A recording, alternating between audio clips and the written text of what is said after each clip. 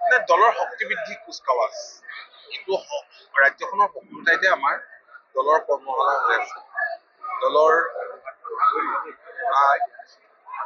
তৃণমূল পৰ্যায়ৰ কৰ্মীসকলৰ লগত আমি এনেদৰে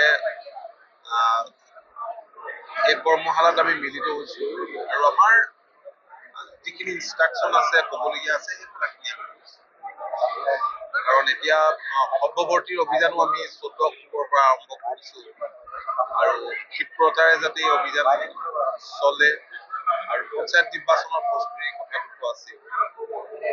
দেখা গৈছে যে আজি 5টা সমষ্টিৰ উপ নিৰ্বাচন অনুষ্ঠিত হৈ আছে। কেনেকুৱা ধৰণৰ আশা কৰে মিত্ৰজোঁটে? মইতো আগৰ পৰা কৈ আছো আমাৰ নিশ্চয় ভাল হ'ব 5টা। কিবা উলট পালট হোৱাৰ সম্ভাৱনা আছে? মইতো নাভাবো কাৰণ কিয় কেন্দ্ৰত NDA চৰকাৰ আছে নৰেন্দ্ৰ মোদী ডাঙৰীয়াৰ নেতৃত্বত ৰাজ্যত মিত্ৰজোঁটৰ আমাৰ চৰকাৰ আছে ডক্টৰ হিমন্ত বিশ্ব শৰ্মা ডাঙৰীয়াৰ নেতৃত্বত ৰাইজ ৰাজনৈতিকভাৱে সচেতন ৰাইজে উন্নয়ন বিচাৰে ডেভেলপমেণ্ট বিচাৰে উন্নয়নৰ সপক্ষে শাসকীয় দলকে দেখা গৈছে যে 5টা সমষ্টিৰ ভিতৰত আটাইতকৈ চৰ্চাৰ সমষ্টি হৈছে চামগুৰি সমষ্টি। সাংবাদিক নিগ্ৰহৰ পৰা ধৰি দলীয় সংঘাত পৰ্যন্ত সংঘটিত হৈছে। এই ক্ষেত্ৰত কি ক'ব? এনেধৰণৰ ঘটনাবিলাক নিন্দনীয় আৰু প্ৰতিটো নিৰ্বাচনতে আমি জানো যে চামগুৰি সমষ্টিত এনেধৰণৰ নিৰ্যাতন ঘটনা ঘটে আৰু এই কামখিনিৰ আঁৰত এই সমষ্টিখনৰ বিধায়ক যিগৰাকী দীৰ্ঘদিন ধৰি বিধায়ক হৈ আছিল 2001 পৰা তেওঁৰ পৃষ্ঠপোষকতা থকা বুলি সকলোৱে অভিযোগ কৰে। আচলতে পৰাজয় আশংকা তেনেকুৱা কৰিছে নেকি?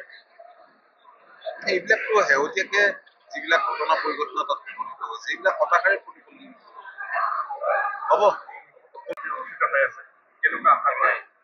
আটাইকেইটা সমষ্টিত আমাৰ মিত্ৰদলৰ প্ৰাৰ্থী বিপুল ভোটত জয়যুক্ত হ'ব, সেইটো একেবাৰে নিশ্চিত হৈছে। ইতিমধ্যে আমি যিখিনি খবৰ পাইছো এতিয়ালৈকে যিটো ভোটগ্ৰহণৰ যিটো ৰেহৰূপে কয় অভিলেখ সংখ্যক আটাইকেইটা সমষ্টিতে আমাৰ প্ৰাৰ্থীসকল জয়যুক্ত হ'ব।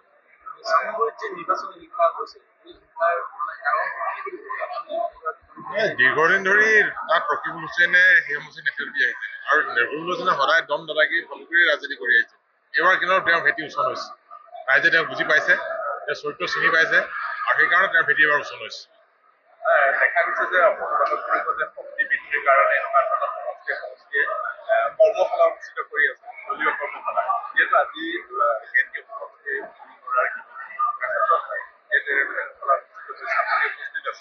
কেনেকুৱা আশা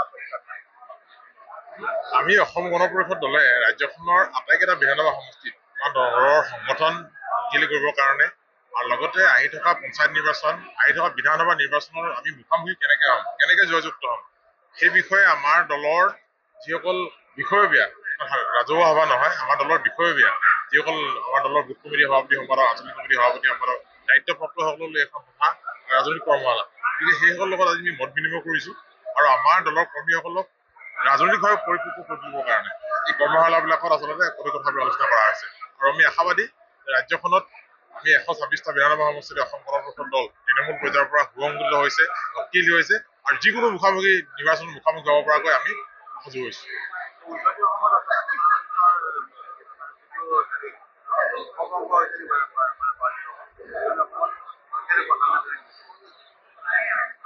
মোহভংগ কোনটো কথাত কৈছে আপুনি?